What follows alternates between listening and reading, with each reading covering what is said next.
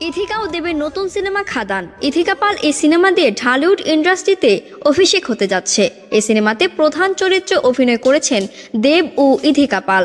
খাদান সিনেমাটি বাংলার কয়লা খনি অঞ্চলের সামাজিক এবং রাজনৈতিক প্রেক্ষাপটে নির্মিত। এটি একটি অ্যাকশন ড্রামা যা খনি শ্রমিকদের জীবন ও তাদের লড়াইয়ের নতুন গল্প তুলে ধরেছেন। দেব ছবিতে শ্যাম মাহাতো চরিত্রে অভিনয় করেছেন। ইথিকা পাল এই ছবিতে দেবের বিপরীতে অভিনয় করেছেন।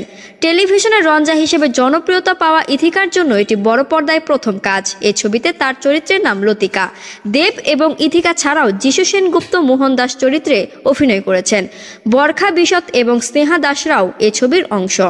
মুক্তি পাওয়া মোশন পোস্টারে দেবের ডায়লগ এবং লুক দেখে বোঝা যায় এটি একটি অ্যাকশন ধর্মী ছবি, যেখানে আঞ্চলিক ভাষার ব্যবহার থাকবে। এটি দেবের জন্য একটি নতুন চ্যালেঞ্জ। এই মুভিটি ইথিকার ক্যারিয়ারের জন্য নতুন দিগন্ত উন্মোচন করবে বলে ধারণা করা যাচ্ছে। ইতিমধ্যে দেবের সঙ্গে ইথিকার জুটি নিয়ে ভক্তদের মধ্যে বেশ আগ্রহ তৈরি হয়েছে। খাদান সিনেমা সম্পর্কে আপনার মতামত অবশ্যই কমেন্ট করে জানাবেন। আমাদের চ্যানেলটি সাবস্ক্রাইব করে আমাদের সাথে থাকবেন। সবার সুস্থতা কামনা করে এখানে বিদায় নিচ্ছি। আল্লাহ হাফেজ।